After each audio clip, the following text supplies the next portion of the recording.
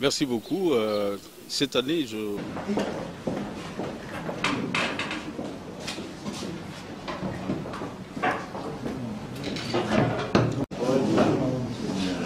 On s'excuse un peu de ces petits retards parce que, comme vous le savez, notre ville est tellement compliquée pour les transports, il y a trop d'embouteillages.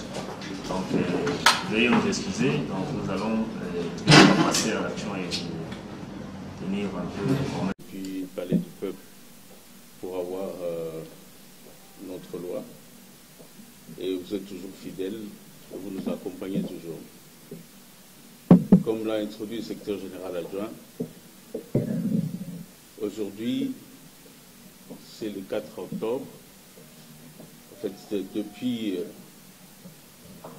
1985 que l'Union internationale des architectes a retenu chaque premier lundi du mois d'octobre comme journée mondiale ou internationale de l'architecture, habitat et urbanisme. Comme à l'accoutumée, nous faisons toujours des discours avec un drapeau derrière, s'adressant à la population, cooptant les thèmes qu'on nous donne sur le plan international. Mais nous nous sommes dit que cette année, qu'on fasse des choses un peu différentes.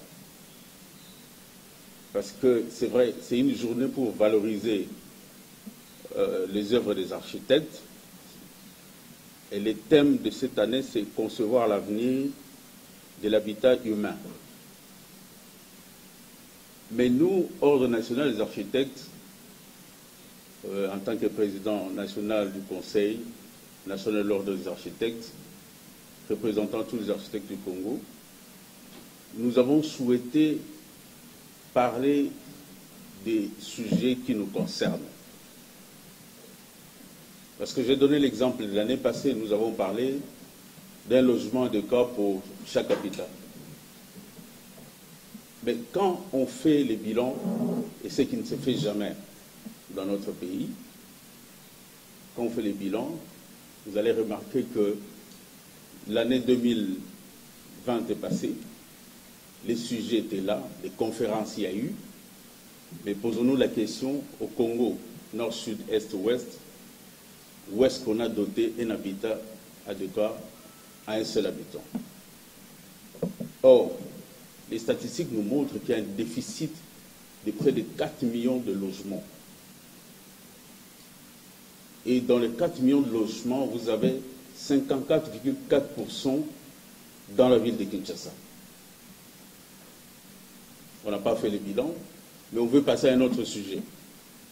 Déjà qu'on n'a même pas doté encore de ces maisons dont on a parlé l'année passée, on veut passer au nouveau sujet, concevoir l'avenir de l'habitat humain.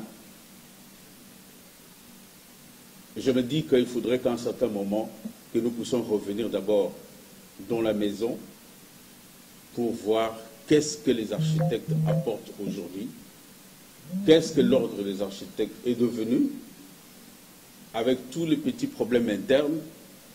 C'est pourquoi nous sommes décidés de nous remettre entre vos mains pour toutes les questions possibles concernant l'honneur. C'est vrai, c'est en marge de la journée d'architecture, mais je crois que nous pouvons faire les diagnostics ensemble pour que l'opinion soit éclairée par votre truchement de tout ce qui se passe à l'honneur, de tout ce qui se passe avec l'architecte congolais. Des conférences, on en a donné. National, sur le plan national, sur le plan international, on a toujours donné des conférences. Mais je ne pense pas que vous allez aller commenter, faire des discours chez les voisins, faire des discours pendant que vos enfants sont en famille, ils sont en train de se battre. Donc voilà un peu l'introduction que je peux donner.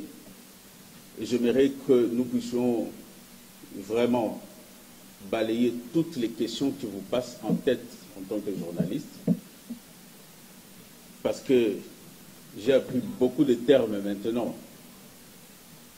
L'ordre des architectes est devenu bicéphale, bipolaire, bicéci, bisla.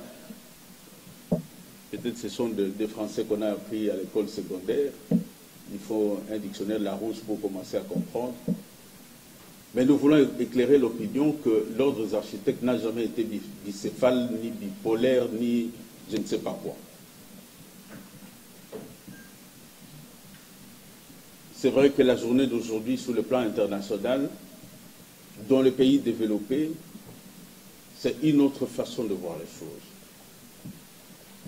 Tout à l'heure, j'étais en train de discuter avec un architecte qui est en train d'intervenir en Tunisie maintenant, où on discutait, il voulait avoir un peu des idées sur l'évolution de l'architecture au Congo. L'architecture a connu quelques étapes. Nous avons notre architecture traditionnelle, où vous allez voir les cases, les maisons au village, construites avec l'argile, le bois et la paille comme couverture. Il y a eu l'architecture coloniale. Quand les colons sont venus, comme ils étaient déterminés à détruire tout ce qu'ils ont trouvé au Congo, et ils ont détruit notre architecture en nous imposant ce qu'on appelle des maisons modernes.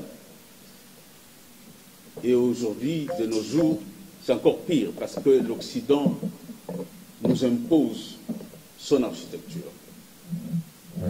Et quand vous regardez, c'est comme ça, même sur le plan international, quand je vais dans des conférences, je demande que les thèmes de cette journée ne soient pas un thème international. Ça doit être des thèmes spécifiques pour chaque pays. Parce qu'il y a des choses, c'est inacceptable qu'on vous donne un thème, c'est comme la journée des femmes, c'est comme ceci, chacun a ses problèmes personnels.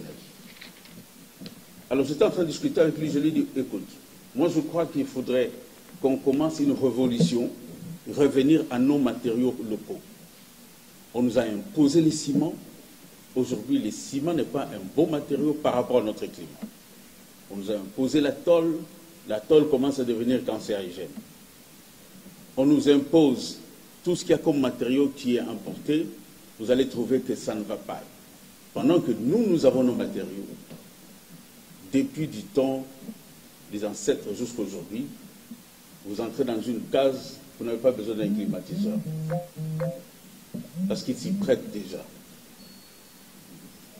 Donc moi je crois qu'avant de commencer à aborder toutes ces conférences, on est bien disposé à donner des conférences, on est bien disposé à faire tout ce qu'on peut faire comme exposé. Ce n'est pas la matière qui nous manque, mais nous avons préféré faire d'abord le diagnostic et nous remettre entre les mains des journalistes afin que nous puissions éclairer l'opinion sur ce que devenu l'ONA aujourd'hui, après pratiquement 3 ans, parce qu'au mois de décembre, nous allons totaliser 3 ans depuis que l'ONA existe. Je vous remercie. Nous sommes, le président est à votre entière disposition, et nous allons prendre des questions en ordre, et quand il prend 3 ou 4 questions, dès qu'il répond, s'il y a une autre question, comme ça s'est fait d'habitude, il pose la question et comme ça on avance. Donc, merci, Symphorien. Doudou Montiri, CCTV. Ma préoccupation est la suivante. Le président Brunel Joseph venait d'évoquer, juste à l'introduction, que nous avons un problème, un déficit de 54,4% au niveau de notre logement. Lui, en tant que président, qu'est-ce qu'il pourra comme ça proposer pour y remédier? Ça, c'est la première question, la première préoccupation. Et la seconde, comment revenir à notre architecture? Parce qu'il y a un problème de complexe qui se pose aussi. Merci, Doudou Montiri. Au moins 3 petites questions à poser au président de l'ONA. La première serait de savoir l'état de santé d'abord de l'ONA. Si vous pouvez nous dire l'état de santé actuel de l'ONA à ce jour. La seconde question est de savoir les décrets de collaboration entre l'ONA et le gouvernement congolais, sachant que le gouvernement est dans la phase de reconstruction de certaines infrastructures à travers les pays.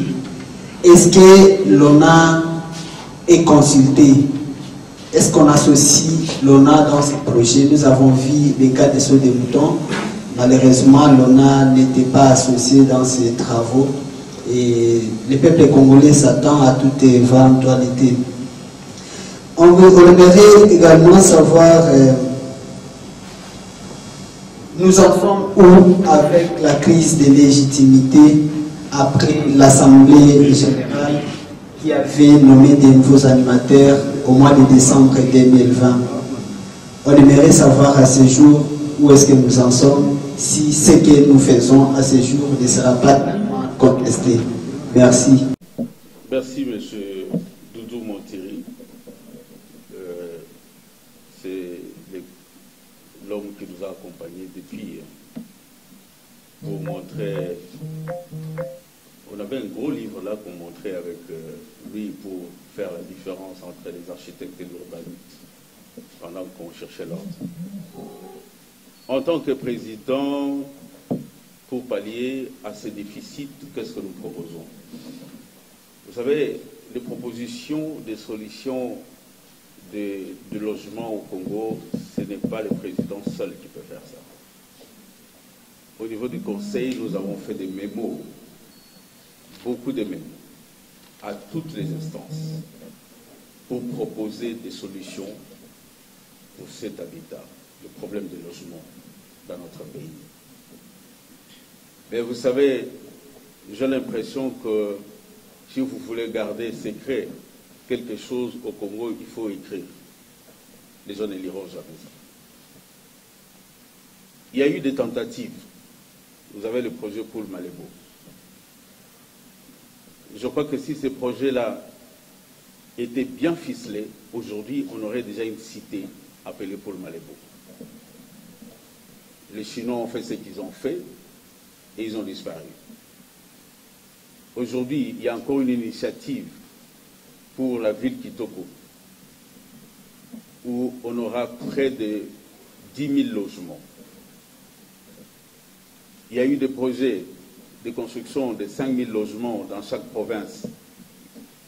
Mais le problème, c'est que, à la base, comme nous l'avons toujours dit, quand le politique va négocier des financements, il n'apporte jamais les experts. Ils vont négocier seuls, et les conditions qu'on leur donne, ce sont des conditions bidons. Au finish, les projets n'aboutissent pas. Ce que nous avons fait dans nos mémos comme proposition, que chaque projet de telle envergure, qu'on puisse consulter les techniciens, les architectes, les urbanistes, les ingénieurs. Je crois qu'on commence à avoir gain de cause parce que le projet Kitoko, nous sommes associés à 100%. Et je crois qu'avec ça, nous pourrons déjà voir quelque chose qui va naître. Donc, la proposition, c'est qu'il faudrait prendre un minimum de 100 000 logements par année à construire. Et ce n'est pas facile. Parce qu'on va vous dire qu'il n'y a pas d'argent. Le budget est coincé. D'où il faut libéraliser ce secteur, promouvoir les promoteurs immobiliers. C'est comme en Afrique du Sud, par exemple, ce qu'on appelle estate. Ce sont des promoteurs immobiliers, des privés, qui créent des cités et qui vendent, mais à des conditions normales. Mais le problème aussi ici, c'est un problème de niveau de vie et de coût de vie. Vous avez vu Oasis, c'est un projet, au départ on nous a dit que c'est un projet social. Mais vous avez un appartement de 2 chambres à 200 000. Dites-moi quel est le fonctionnaire qui va acheter ça? À quel moment est-ce qu'on va acquérir ça? Au point où aujourd'hui, ces cités sont des éléphants blancs.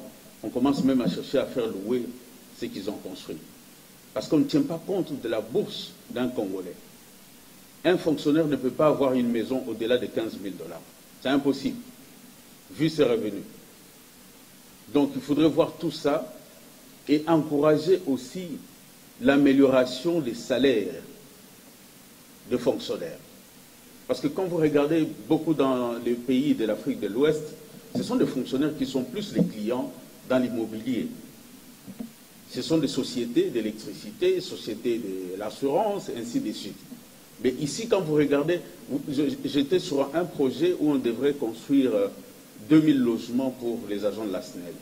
Mais quand vous regardez les ratios du salaire, c'est même difficile de donner une maison de 15 000 $ à quelqu'un, à amortir pendant 10 ans. Parce que sinon, vous lui raflez tout l'argent.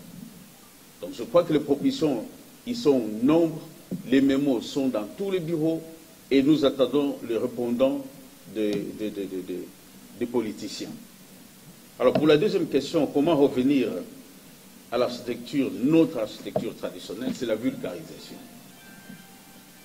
Nous devons nous imposer, nous les techniciens, nous les architectes, on doit aussi innover. Vous allez en Afrique du Sud, la maison en paille coûte plus cher que la maison en tuile. Et généralement, ce sont des millionnaires et des milliardaires qui habitent dans les maisons en paille. Parce que l'assurance aussi coûte très cher.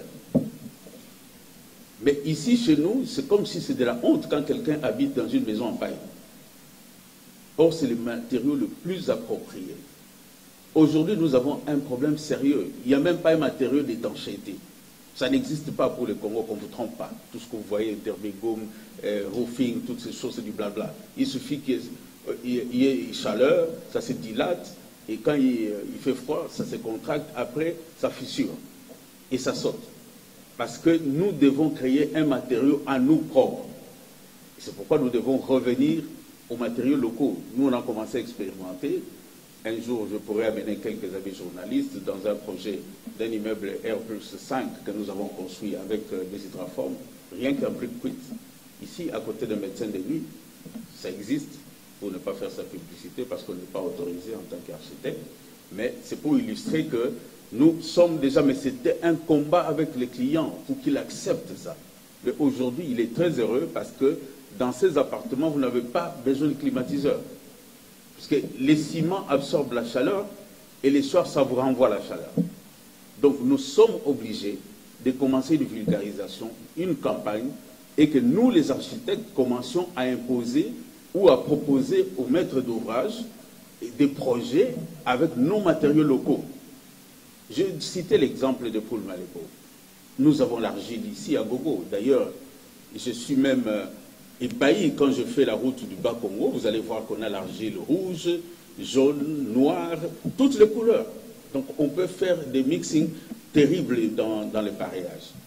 Donc voilà, on peut revenir à ça facilement par la vulgarisation, mais ça doit passer par l'éveil des architectes, des concepteurs de projets. C'est nous, dans les termes de référence ou dans la fiche technique, nous devons commencer à imposer ces matériaux-là. Et ça va prendre de l'ampleur. Alors, notre ami Rémi, je crois que je pensais qu'on allait commencer par cette question. Il nous a demandé d'abord l'état des lieux de l'ONA. L'ONA est indivisible. Je l'ai dit et je le répéterai, je ne me fatiguerai pas à le dire. Dans toutes les maisons, dans toutes les familles, il y a des problèmes. Mais ce n'est pas pour autant qu'on prend la tête du papa, qu'on divise par deux. Je veux combiner avec la réponse de la crise de la légalité pour que vous puissiez comprendre ce que je suis en train de dire. En décembre, il y a eu ces élections. On ne va pas revenir, on a déjà donné tous les détails. Et il y a eu une partie qui était lésée, qui est partie en justice. Arrivé au Conseil d'État, il y a eu un arrêt pour la suspension des élections. Et cet arrêt était clair, qu'on suspendait tous les résultats et les effets de ces élections. En attendant qu'on traite le problème au fond, soit à l'annulation, soit à la reconduction du comité qui existe ou celui prétendu élu. Et au niveau du Conseil d'État, il y a eu presque 3 arrêts à propos. Il y a eu l'ordonnance ou l'arrêt en référé liberté, et il y en avait aussi, je crois Maître peut me donner l'expression, il y avait référé liberté. Là, un avocat parle pour que les journalistes croient peut-être que je suis en train de raconter des bobards. Donc ça a été suspendu. Entre-temps, nous sommes partis à la cour d'appel pour examiner le fond. Il y a eu ce que vous connaissez, il y a eu des plaidoiries, on a renvoyé, celui-ci a donné ses moyens, ainsi de suite. Finalement, il y a aussi un arrêt qui est tombé, cette fois-ci, pour renvoyer encore au Conseil d'État. Donc, on a donné raison ni à ceux qui prétendent gagner les élections, ni à ceux qui se sont plaints pour ces élections-là. Mais quand vous regardez l'arrêt du Conseil d'État en suspendant les élections et ses effets, ça signifie que les comités en place devraient continuer les affaires courantes à Trigger. Parce que si aujourd'hui on dit qu'il y a 2 personnes qui sont en train de se bagarrer, mais on ne va pas chasser la personne qui est au volant de la voiture. Vous devez continuer. La gestion doit continuer, l'ONA existe, nous avons un siège à Utex Africa, la communication, s'il y a des correspondances, c'est là où nous recevons des correspondances, et l'administration doit continuer en attendant que la justice tranche pour donner raison à qui il peut donner de raison. Et j'ai toujours fait cette nuance. Si aujourd'hui, moi, Baudin, je n'étais pas candidat, je crois que ce débat n'existerait pas. On dirait que Rémi et, je ne sais pas, avec Jacques, étaient en course, mais ils ne se sont pas entendus pour les élections, ils sont en justice. Mais Brunel, qui est resté comme président de l'ordre des architectes, continue à exercer jusqu'à ce que la justice va trancher. Mais le comble ici, c'est que Brunel était candidat. C'est comme ça que dans la tête des gens, ça bouillonne pour dire qu'il y a une crise de légitimité. Non, il n'y a pas de crise de légitimité. Le vrai ONA, le vrai conseil, c'est celui que nous conduisons. C'est vrai. Vous savez que dans notre pays, le chef de l'État est en train de prôner l'État de droit. Je crois que nous, les intellectuels, on doit mordre la vision du chef de l'État et l'accompagner dans cet état de droit. Mais j'ai l'impression que les intellectuels congolais, ils sont les premiers à marcher sur les lois. L'ordonnance du Conseil d'État est rendue au nom du chef de l'État. Donc, quand vous vous rebellez contre cette ordonnance, ça signifie que vous vous rebellez contre l'autorité suprême du pays. Mais beaucoup, nombre de ces gens, ils se disent être proches du chef. Je ne sais pas si on peut être proche d'un chef et ne pas l'accompagner dans sa vision de l'état de droit. Et si vous avez vu une certaine assemblée générale, entre guillemets, que la police a dispersée, à un moment donné, c'était sous injonction du Conseil d'État. Et à un certain moment, nous nous sommes dit, bon, ok, ça ne sert à rien, ce jeu de ping-pong, je crois que autant attendre la justice, parce que nous ne sommes pas la seule institution qui a eu ce problème-là pendant cette période. On peut en citer, il y a eu la FEC, il y a eu d'autres de provinces, il y a eu ici, il y a eu cela, et finalement, c'est devenu comme une mode. Donc, pour aujourd'hui, s'il y a quelqu'un qui signe comme président de l'ordre des architectes, c'est illégal. Voilà où se trouve l'illégalité. Donc, s'il y a quelqu'un qui continue à se proclamer comme président de l'ordre des architectes et qui n'est pas dans notre conseil, ou un secrétaire général, ou qui que ce soit, c'est illégal. Mais, vous savez, en lingala, on dit « Diboke Yamakambo et Polagade ». La justice, aujourd'hui, vous pouvez vous amuser avec, mais ça peut vous rattraper après 10 ans. On en a vu en Europe, avec des gens qui ont pensé passer outre des décisions de la justice, mais un jour il veut devenir président de la République, on lui brandit ça. Donc je crois que côté légitimité, ne vous en faites pas, et ce que nous sommes en train de faire est légal. C'est légal ce que nous sommes en train de faire. Les messages que nous allons vous donner, transmettez ça avec beaucoup d'aisance dans vos chaînes. Les contradicteurs ne manqueront pas. De toute façon, avant même que ce problème naisse, vous êtes témoins. Chaque fois qu'on passait sur Top Congo, il y a toujours quelqu'un qui, pour un coup de tête, voulait montrer que ce qu'on dit, ce n'est pas vrai. Avec Kin 24, avec Symphorien à l'époque, le pauvre, il a même souffert d'être même menacé de temps en temps. Siloé, c'était la même chose avec la dame qui est là. Beaucoup de chaînes ici, même vous avez la RTNC, il y a eu des gens qui ont été menacés. Et ce qui est curieux, dans tout ça, au lieu de viser l'intérêt de l'ONA, mais c'est la tête de Brunel qu'on vise. Parce que je suis passé à une émission parlant des infrastructures à la RTNC, qui n'avait rien à voir avec l'ONA. Et je n'avais même pas fait allusion à l'ONA. Je suis architecte, je suis un expert en construction. Je suis expert en passation de marché. Mais quand vous voyez des réactions, les gens montrent comme quoi je suis allé parler au nom du président de l'ONA. Les titres, on n'en a pas besoin.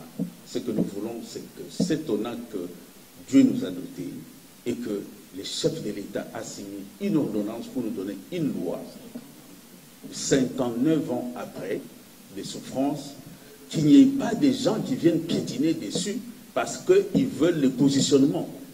On n'en a pas besoin. C'est un bénévolat que nous faisons. Tous ces gens ici, ils sont en bénévolat. Les conseils, depuis que nous avons commencé, je ne pense même pas qu'il y a quelqu'un qui a acheté des souliers avec l'argent de l'ONA. Mais il y a des gens qui ont déclaré que nous avons détourné les fonds. Nous avons été interpellés au parquet. Nous avons été interpellés à la 4e rue pour détournement des cotisations des architectes. Je crois que les gens qui nous connaissent, aujourd'hui, ça va faire pratiquement 113 émissions depuis que nous sommes présidents. Et vous, les journalistes, vous connaissez, une émission, ça coûte combien? Ce n'est pas aux frais de l'ONA. C'est par nos propres efforts. Donc, la crise de la légitimité n'existe pas. C'est juste des gens qui viennent piétiner les ordonnances qui sont déjà là, qui sont là. Vous savez, c'est comme à l'église, quand on est en train de prêcher, chacun retient ce qu'il retient comme il veut retenir. Vous posez la question à quelqu'un, le pasteur a dit quoi à l'église? Ah non, le pasteur a dit il va acheter un hélicoptère. Mais la prédication, c'était quoi? Non, moi, ce que j'ai retenu, le pasteur a donné un exemple qu'un jour, il aura un hélicoptère. Mais le pasteur prêchait sur le péché. C'est la même chose. Tout le monde est intellectuel, mais tout le monde n'est pas intellectuel devant les textes. Alors, la dernière question. Degré de collaboration de l'ONA avec le gouvernement. Vous savez que nous venons de loin. Nous avons travaillé ensemble avec vous, les journalistes. On a fait un lobby. On a parlé à un certain moment, le gouvernement, les gouvernants, les responsables, surtout les chefs de l'État, ils nous ont tendu l'oreille. À l'occurrence, le projet des Jeux de la francophonie, on avait associé l'ONA. Bon, ce qui est arrivé, c'est arrivé. Nous, on ne va pas entrer dans ces détails. Nous avons été associés dans des projets avec les ministères des Affaires foncières. Nous avons été associés dans des projets avec Ville Kitoko, comme je viens de vous dire. Mais ce n'est pas encore ça. Ce n'est pas encore ça, parce qu'il y a des gens qui considèrent qu'il faut écarter l'ONA dans les projets. Je bénis Dieu qui a IGF aujourd'hui. Et je crois qu'il faudrait que l'IGF entre dans tous les domaines. D'ailleurs, même les gens qui pensent que nous, on a détourné l'argent de l'ONA, nous demandons vraiment que l'IGF vienne nous auditer. Et je crois qu'ils seront très déçus. Et nous en sortirons la tête haute. Il y a des gens qui considéraient que l'ONA était une barrière. Gouvernement, ministre par surcroît, mais qui considéraient que l'ONA c'était une barrière pour des fins malsaines. Alors, des gens comme ça ne pouvaient pas accepter que l'ONA soit associée dans certains projets. Ils préféraient les expatrier. Mais quand vous lisez notre loi, vous allez voir l'article 51 où on parle de la loi de la réciprocité. Je l'ai toujours dit. Les mêmes ministres là, ils ont toujours des lois sur leur table. J'entre dans un bureau de ministre, je dis, mais écoutez, vous êtes en train de promouvoir les Chinois qui vous amènent des plans. Vous êtes en train de promouvoir ceci, cela. Mais vous avez des architectes ici aguerris. Qu'est-ce qui se passe? Ah non, mais vous savez, vous autres, vous ne pouvez pas préfinancer, et ils préfinancent. Est-ce que quand on est allé à l'université étudier, c'était pour venir préfinancer? Pourquoi on ne demande pas aux économistes, avant de les engager, préfinancer d'abord votre salaire? Pourquoi on ne demande pas aux médecins, avant d'être engagés, ou votre prestation, préfinancer? C'est seulement les architectes. C'est parce qu'on veut bloquer l'architecte congolais pour privilégier les expatriés. Mais nous avons ouvert grandement les yeux. Après tous ces pépins, quand ça passera, ça peut ne pas être Brunel à la tête de l'ONA en ce moment-là. On avait déjà pris des dispositions. Il y avait un projet où on devrait travailler avec la police, l'inspection judiciaire, avec la DGM, pour traquer tous ces gens-là qui sont en train d'exercer contre la loi que nous avons. Parce qu'aucun étranger n'a droit de venir avec son plan ici, après la loi du 13 décembre 2018, venir prester comme il veut. Et les autorités, ils savent ça. Mais ce sont les mêmes autorités qui amènent leurs amis indiens, chinois, tout ce que vous voulez, pour venir. C'est comme on importe à manger, ils importent des plans. Et on était sur le point de mettre en place une commission qui pouvait traquer tous ces gens et mettre fin à ça. Mais je crois que la collaboration a commencé timidement, mais c'est en train d'évoluer. Et nous pensons que les jours à venir, l'ONA sera le bras de levier, un conseiller technique, comme le dit la loi du gouvernement. Voilà. C'est Merveille Molo, 17 sur 7.cd. Bon, le président a estimé qu'il n'y a pas de crise de légitimité au sein de l'ONA. Moi, je vais évoquer des divergences, en fait. Il y a 3 semaines, le Premier ministre avait réuni les experts pour évaluer l'état d'avancement des travaux concernant l'organisation de la 9e édition des Jeux de la francophonie.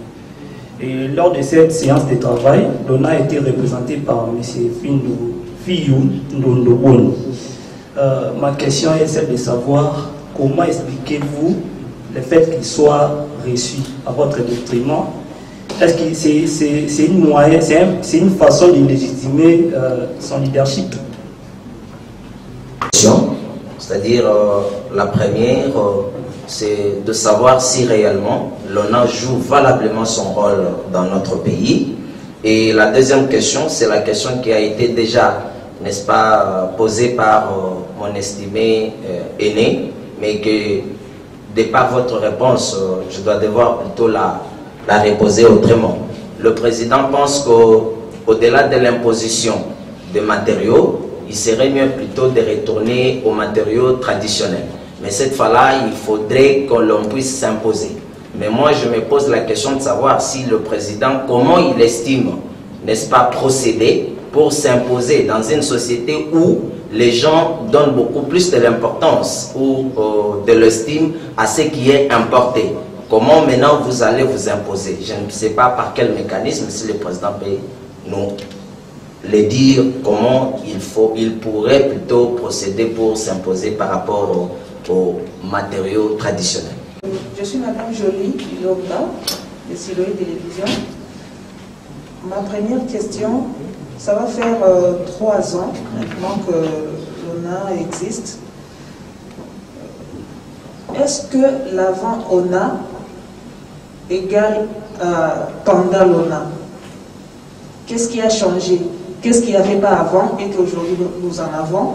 Ou qu'est-ce qu'il n'y avait pas et que l'ONA a apporté aujourd'hui dans les secteurs? Ma deuxième question, c'est de savoir, moi je pense plutôt qu'il y a aussi une crise entre l'ONA et le gouvernement. Soit c'est l'ONA qui est associé à un projet, où il sera écarté plus tard, ou il n'est pas directement associé à des projets. Qu'est-ce qui se passe? Est-ce que c'est un problème de crédibilité? C'est un problème de la formation des architectes qui fait en sorte que les décideurs ne puissent pas faire confiance à la main-d'œuvre nationale? Merci. Le Premier ministre a demandé qu'on fasse l'état des lieux du jeu de la francophonie et que c'est l'architecte Fillou qui a représenté l'ONA. C'est ce que je suis en train de vous dire. Vous savez, dans cette affaire, il y a trop de mensonges. Les confrères travaillent dans ce comité comme architectes simples et non comme l'ONA. Voilà la nuance. Quand nous, on était dans le jeu de la francophonie, on y allait en conseil. C'est tout le monde du conseil qui participait. Mais aujourd'hui, vas-y, posez la question, vous êtes journaliste, combien de membres du conseil travaillent avec lui dans ce comité de M. Chiolo? Il est seul. Et la vérité est qu'il a été recruté comme architecte et non comme président de l'ONU. Alors, étant donné que nous voulons montrer à l'opinion que voilà, nous sommes là, c'est nous l'ONA, c'est nous les vrais ONA, quand on sort de quelque part, directement on déclare que non, écoutez, c'est l'ONA qui a été représenté dans ces assises. Je ne pense pas que le Premier ministre peut demander à l'ONA de faire quelque chose et qu'il ne puisse pas nous contacter parce qu'il nous connaît. Le problème, c'est que la vérité, c'est que dans je peux peut-être renchérir avec, pas la réponse comme telle, mais c'est paraphraser Madame de Joly, il y a une sorte de méfiance. Je ne dirais pas d'un manque de crédibilité, non, il y a une méfiance, je venais d'expliquer longuement. Vous savez, il y a des gens qui considèrent que quand il y a un expert pointillé dans un domaine, il faut l'écarter pour travailler avec quelqu'un qu'on peut manipuler facilement. C'est ça la vérité. Mais dire que notre confrère... Je me demande comment est-ce qu'on peut aller représenter l'ONA dans une réunion seule. Et quand vous rentrez, vous ne réunissez pas les architectes pour faire la restitution. Je peux comprendre. Ça arrivait. Même chez moi, c'est déjà arrivé. Je veux seul dans une réunion parce qu'on a restreint les nombres. Quand nous sommes allés à la consultation, les nombres étaient restreints. Je n'ai pas amené tous les conseils. On est parti avec le secrétaire général, on est parti avec notre conseil juridique, j'ai pris quelques architectes pour aller à la consultation nationale. Voilà l'ONA, comment il s'est fait représenter. Mais l'ONA ne se fait pas représenter en solo. Oui, tu peux aller en solo, mais après tu viens faire la restitution. Est-ce qu'après cette réunion, il a réuni combien d'architectes pour faire la restitution? Depuis qu'ils ont commencé à travailler, tout ce qu'ils ont reçu comme paiement, il a fait la restitution à qui? Quel architecte qui connaît combien il a déjà perçu? Personne. Il y a des architectes dans la salle ici, je ne sais pas si... Parce que chez nous, les architectes, pour de grands projets comme ça ne se cache pas. Ça ne se cache pas. Les honoraires des architectes, écoutez, c'est tout le monde qui sait, surtout c'est l'État. Quel est l'architecte qui sait qu'est-ce que Fillou a déjà fait, a déjà perçu comme honoraire dans le jeu de la francophonie, et qu'est-ce que ces honoraires ont fait comme apport à l'ONA, entre guillemets. Or, quand nous on était dans ces projets, quand nous avons travaillé, chaque fois il y avait des réunions où on venait faire la restitution. Voilà, nous venons de signer un contrat avec le ministre des Travaux publics, les honoraires pour les études, ça sera autant. Et tous les architectes dans cette salle ici, on a fait la restitution plus de 4 fois pour le jeu de la francophonie. Donc je crois que il faudrait qu'on arrête ces mensonges, parce que ça va nous rattraper après. S'il va dans une réunion, d'abord, c'est un politicien, il a ses relations politiques, on ne va pas l'interdire, c'est un citoyen congolais, il peut attraper une invitation où il veut. Et, vous savez, il y a eu même des choses qui se sont passées à la pose de la première pierre du jeu de la francophonie, où les gens n'étaient pas au protocole. Mais ils se sont incrustés parce qu'il y a des amis qui ont infiltré les noms. Et nous connaissons beaucoup de choses. Si on s'était, c'est par sagesse, par discrétion, parce que quand il s'agit du chef de l'État, on ne peut pas dire n'importe quoi. Mais je vous dis que archi faux. Fiou n'est pas parti à la réunion du jeu de la francophonie et l'évaluation du Premier ministre en tant qu'ONA, non. Il est parti en tant qu'architecte. Et ça, on va commencer à les dénoncer jour par jour. Tout ce qu'ils feront comme action qui n'est pas de l'ONA, ils mettent ça sur le dos de l'ONA, on n'est pas d'accord. Je vais vous donner un exemple. Un certain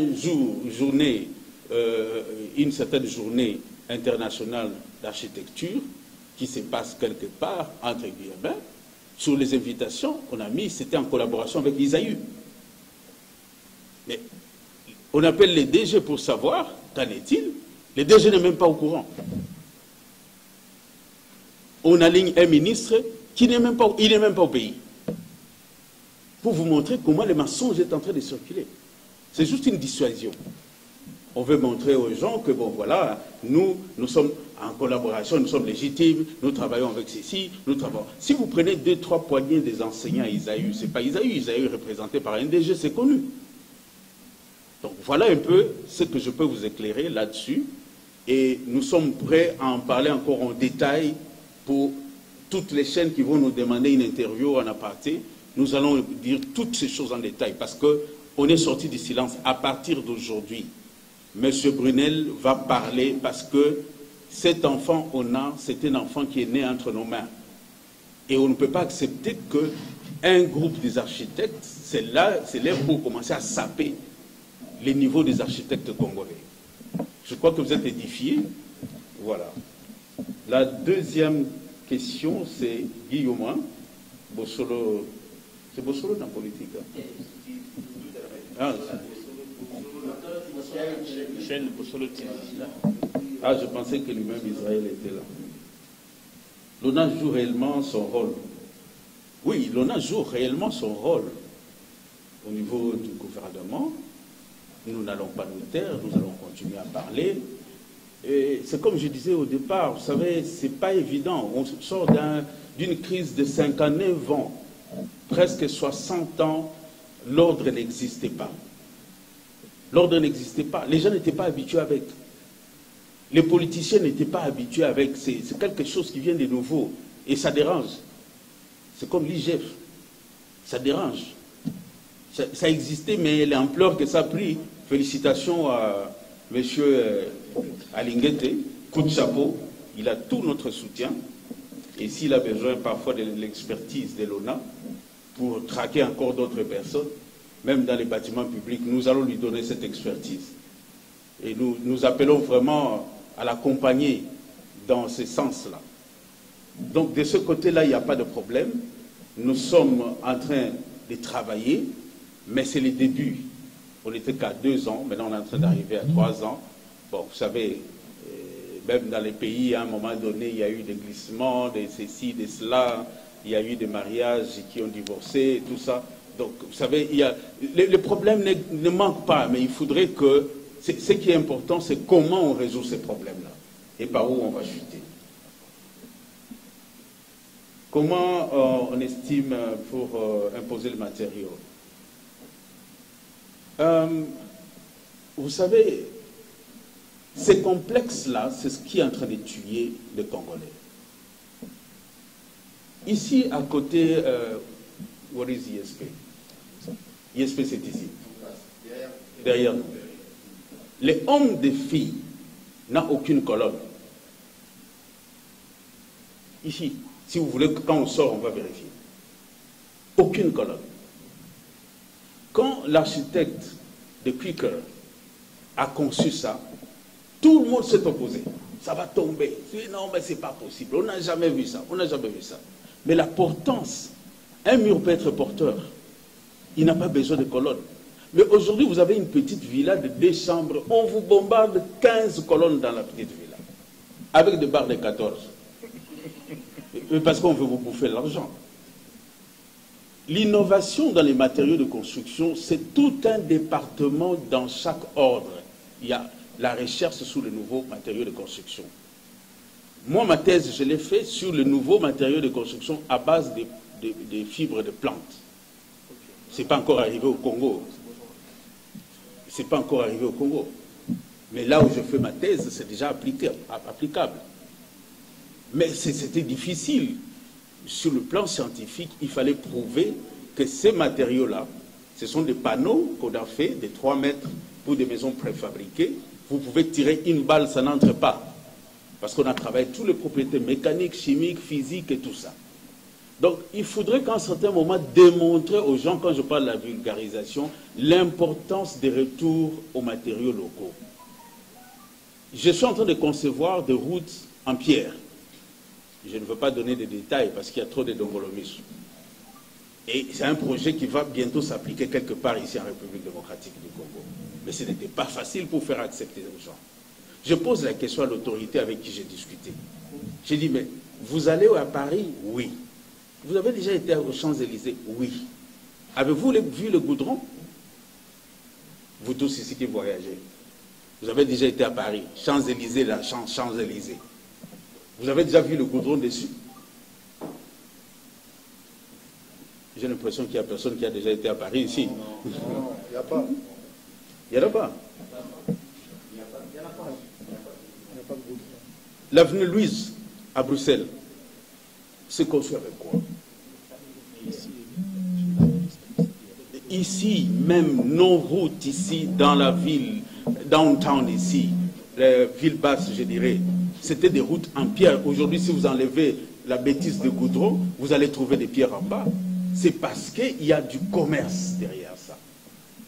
Pourquoi est-ce que les Blancs ont inculqué aux Noirs congolais qu'il faut le matériau importé? Parce qu'ils voulaient créer ces usines de ciment, ces usines de goudron, ces usines de ceci. Or, le goudron n'est pas un matériau compatible au climat tropical.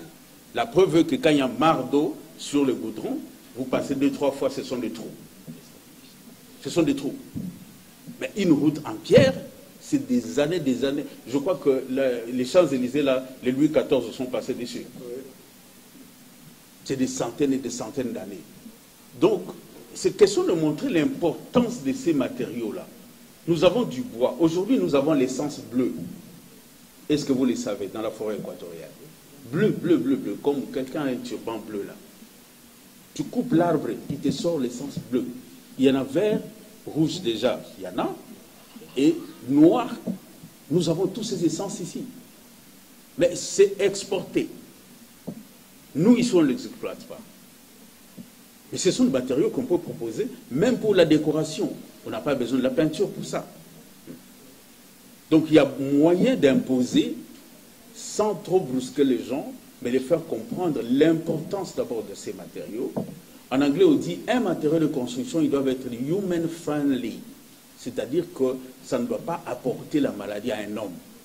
Ça ne doit pas détruire un homme. Mais tout ce que nous avons chez nous ici, briques, tout ça, ça détruit notre santé. C'est comme ça que vous avez des maisons, vous dormez le matin, vous vous réveillez avec des courbatures, vous pensez que vous avez la malaria.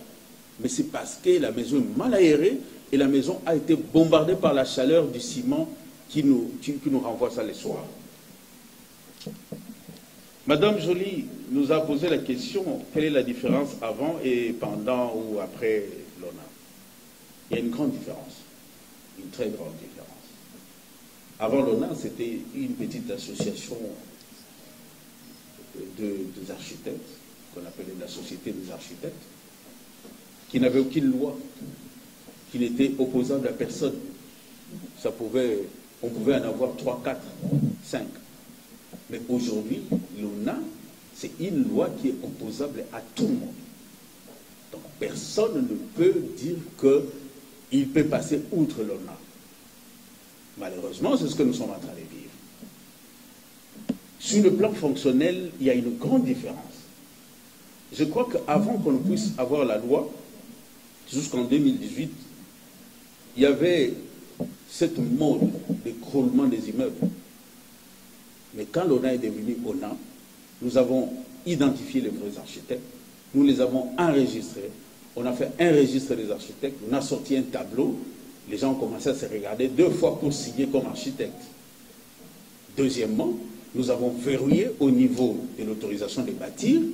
Si vous n'êtes pas enregistré sur les tableaux, vous ne pouvez pas avoir l'autorisation de bâtir. Mais avant, c'était quoi? Un dessinateur, il va là-bas, il donne l'autorisation de bâtir, il va construire une maison avec des barres de 6, une maison de 6 étages, et après ça tombe. Mais maintenant, quand vous allez à l'autorisation de bâtir, et l'ONA est impliqué dans les décisions, les comités qui donnent l'autorisation de bâtir, les permis de construire. Donc il y a beaucoup de choses qui ont changé, mais c'est timide encore, c'est vrai. Les gens voudraient voir une grande différence. Ce n'est pas à 3 ans ou à 2 ans qu'un enfant commence à courir dans tous les sens, ou il commence à manger les os. Nous sommes en train d'y aller. Il y a déjà une grande différence. Et avant, l'ONA n'était pas une institution, c'était pas une institution de l'État. Dans les protocoles d'État, on n'était pas aligné. Mais aujourd'hui, dans toutes les manifestations, l'ONA a une invitation officielle. Il fait le corps constitué. Donc, il y a beaucoup de choses qui sont en train de venir, qui étaient en projet, en gestation, mais avec les petits soucis que nous avons, ça a un peu ralenti les choses. Mais nous pensons que bientôt la justice va trancher la chose pour que l'ONA puisse décoller très très bien. La crise entre l'ONA, vous pensez que tantôt on nous met dans un projet, tantôt on nous injecte, tantôt c'est quoi la crédibilité? Ma chère sœur, je crois qu'il n'y a pas un problème de crédibilité parce que les architectes de l'ONA, ce sont des grands architectes. Et ce sont des architectes qui ont été formés sérieusement, qui ont de la matière grise. Mais le problème, c'est l'ONA fait peur. L'ONA fait peur. Les vrais ONA. Parce qu'on ne peut pas manipuler l'ONA. Alors il faudrait chercher des gens qu'on peut manipuler. Je n'aimerais pas donner trop, m'apaisantir sur ça. Je ferai une émission spécialement sur le jeu de la francophonie. Et ces jours-là, je vais crever l'abcès. Parce que un pays comme le nôtre, on ne peut pas nous descendre au niveau où on nous a descendus par les gens qui ont, soi-disant, récupéré les jeux de la francophonie. Nous savions ce que nous faisions. Nous l'avons prédit. Nous avons dit tout ce que nous pouvons dire, mais on ne nous a pas écoutés. Aujourd'hui, je crois qu'il y a des gens, même derrière les rideaux de maison, ils nous donnent raison. Ils nous donnent raison. Je crois qu'il n'y a pas un problème de sensibilité humaine où on croit que si l'ONA est là, certaines choses ne peuvent pas se faire. Donc voilà un peu, il n'y a pas une crise de crédibilité quelque part. C'est un autre format, avec votre permission. Merci beaucoup. Et c'est comme j'ai dit, il y a eu des conférences souveraines, il y a eu des conférences ceci, il y a eu des conférences cela, et quand vous allez ouvrir la mallette, il y a plein de résolutions. Nous-mêmes, je me rappelle, il y a eu autant de conférences que nous avons fait avec beaucoup de résolutions, mais je crois qu'il faudrait curer d'abord la santé de l'Ordre national des architectes, trouver un médicament approprié afin que nous puissions avancer dans toutes ces journées internationales.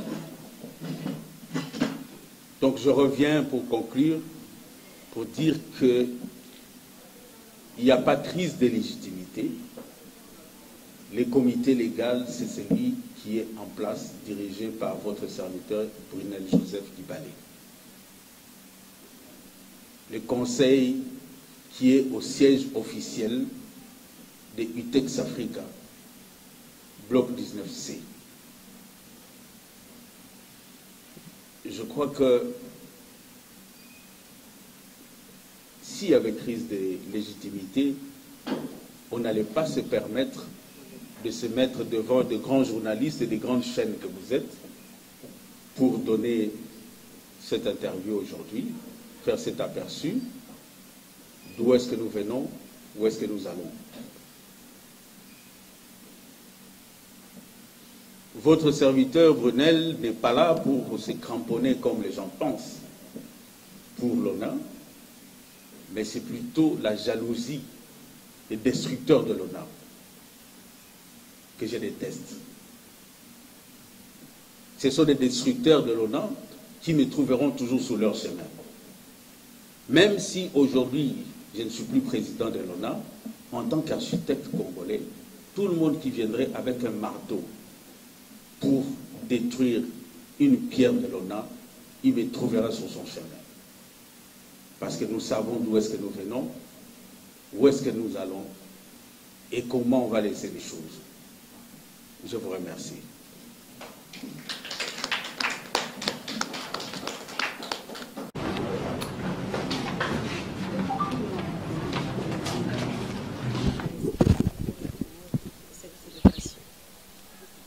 Merci beaucoup.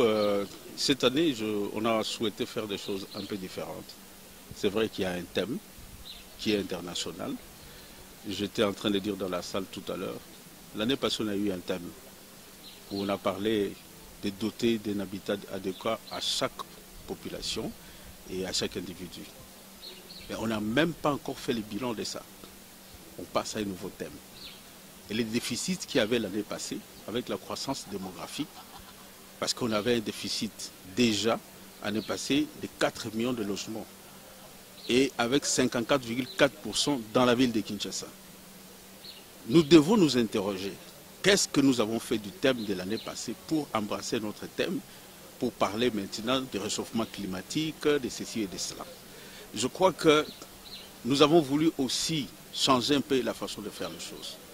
Avec tout ce qu'il y a eu comme des petits problèmes au sein de l'ONA, il était temps de profiter de la journée de l'architecture pour donner les topos généraux de ce qui se passe, afin que les gens soient éclairés. Parce que j'ai eu des questions comme quoi il y a un problème de légitimité, il y a un problème de bipolarisation, il y a un problème de ceci, bicéphale et tout ça, toutes ces expressions. J'ai dit l'ONA n'a jamais été divisée. C'est juste une frange des architectes qui considèrent qu'ils sont au-dessus de la loi, qui marchent contre les arrêts du Conseil d'État qui a suspendu les élections. Et nous sommes en justice. Qu'on laisse la justice trancher. S'ils ont raison, on va les accompagner. Et s'ils n'ont pas raison, on va voir qu'est-ce que les verdicts que la justice va nous réserver. Donc, on a voulu faire un peu cet aperçu de ce qui s'est passé l'année passée comme thème, le thème de cette année, et faire aussi la cure d'âme, je peux dire, de l'ONA en général. Donc, voilà un peu comment on a pensé faire la journée d'aujourd'hui.